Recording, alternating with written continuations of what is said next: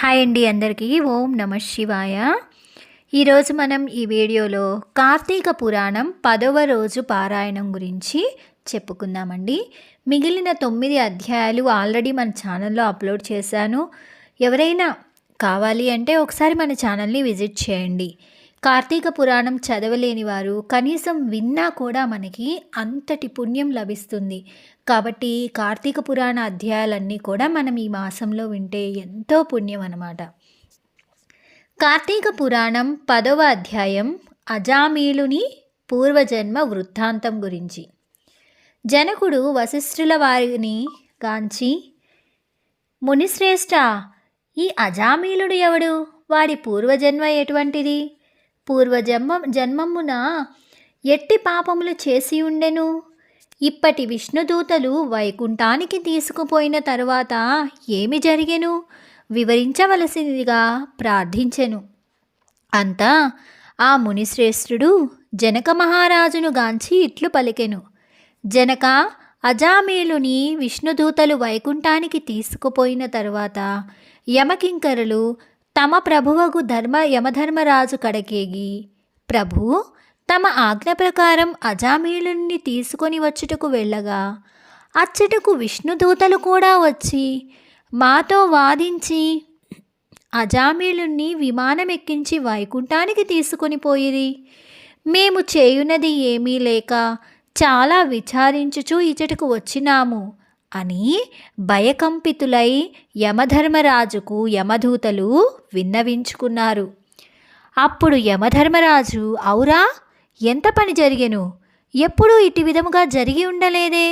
దీనికి బలమైన కారణం ఏదైనా ఉండి ఉండవచ్చు అని యముడు తన దివ్య దృష్టితో అజామీలుని పూర్వజన్మ వృత్తాంతం తెలుసుకొని, ఓహో, ఇది ఆ సంగతి.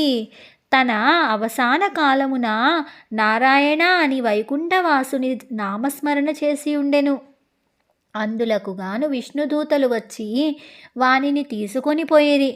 తెలియక గాని తెలిసి గాని మృత్యు సమయమున హరినామస్మరణ ఎవరు చేయుదరో వారికి వైకుంఠ ప్రాప్తి తప్పకుండా కలుగుతుంది. కనుక అజామీలునకు వైకుంఠ ప్రాప్తి కలిగెను కదా అని అనుకొనెను.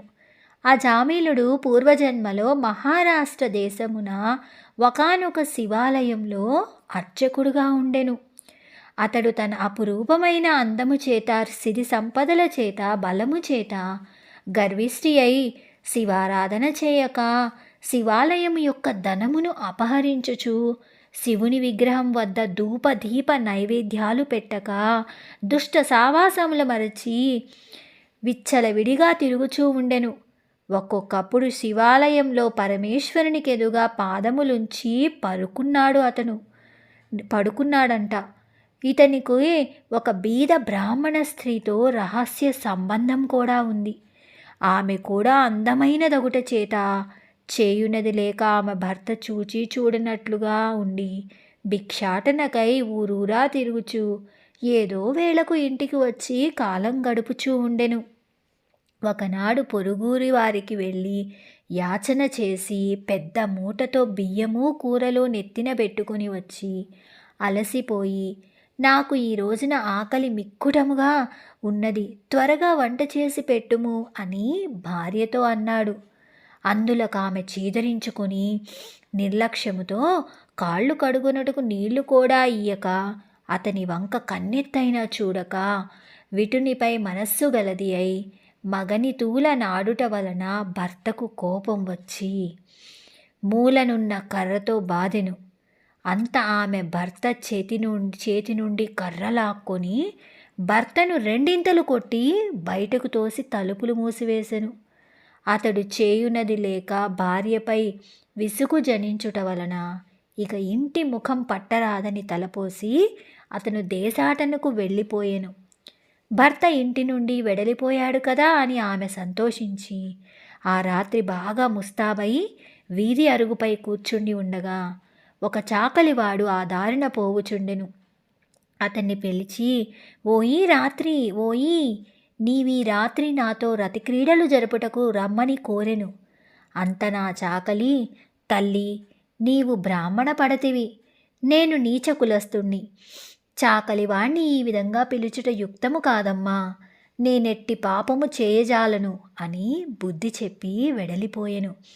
ఆమె ఆ చాకలివాని అమాయకత్వానికి లోపలే నవ్వుకొని అచ్చటి నుండి బయలుదేరి ఆ గ్రామ శివార్చుకుని కడగ ఏగి తన కామవాంఛ తీర్చమని పరిపరి విధాలా బతిమిలాడి ఆ రాత్రంతా అతనితో గడిపి ఇంటికి వచ్చి, అయ్యో నేనెంతటి పాపమునకు ఒడిగట్టి తిని, అగ్ని సాక్షిగా పెళ్లాడిన భర్తను ఇంటి నుంచి వెడలికొట్టి క్షణికమైన కామవాంఛకు లోనై మహా అపరాధము చేసి తిని అని పశ్చాత్తాపముంది ఒక కూలివాణిని పిలిపించి కొంత ధనమిచ్చి తన భర్తకు వెతికి తీసుకురమ్మని పంపెను. కొన్ని దినములు ఇలా గడిచిన తర్వాత భర్త ఇంటికి రాగా ఆమె పాదాలపై పడి తన తప్పును క్షమించమని ప్రార్థించెను. అప్పటి నుంచి మంచి నడవడిక అవలంబిస్తూ భర్త అనురాగానికి పాత్రురాలయ్యెను. కొంతకాలానికి శివార్చనకు నేది అయి వ్యాధి సంక్రమించి దినదినము క్షీణించుచు మరణించెను. అతడు రౌరవాది నరక కూపములబడి నానా బాధలు పొందాడంట. అతను మరలా నరజన్మ ఎత్తి సత్యవ్రతుడనే బ్రాహ్మణోత్తమునకు కుమారుడై కార్తీక మాసమున నదీ స్నానం చేసి దేవతా దర్శనం చేసి ఉండడం వల్ల నేడు జన్మముల పాపములు నశించుట చేత అజామీలుడై పుట్టెను. ఇప్పటికి తన అవసాన కలమున నారాయణ అని శ్రీహరిని స్మరించుట వలన వైకుంఠానికి పోయెను. బ్రాహ్మణుని భార్యయగు ఆ కామిని కూడా రోగగ్రస్తురాలై చనిపోయెను. అనేక యమయాతనలను అనుభవించి ఒక మాలవాని ఇంట జన్మించెను. ఆ మాలవాడు ఆ పిల్ల జన్మరాశి చూపించగా తండ్రి గండమున పుట్టిందని జ్యోతిష్యుడు చెప్పెను. మాలవాడు ఆ శిశువుని తీసుకుపోయి అడవి యందు వదిలిపెట్టెను. అంతలో ఒక విప్రుడు దారిన పోవుచు ఆ పిల్ల ఏడుపు విని జాలి కలిగి తీసుకొని పోయి తన ఇంట దాసీకిచ్చి పోషించమనెను. ఆ బాలికనే అజామీలుడు ప్రేమించెను. వారి పూర్వజన్మ వృత్తాంతం ఇది. నిర్మలమైన మనస్సుతో శ్రీహరిని ధ్యానించుట, దాన ధర్మాలు, శ్రీహరి కథలను ఆలకించుట, కార్తీక మాస స్నాన ప్రభావం వల్ల ఎటువంటి వారైనా సరే మోక్షమొందగలరు. కాన కార్తీక మాసమునందు వ్రతములు, పురాణ శ్రవణములు చేసిన వారలు ఇహ పర సుఖములను పొందగలరు.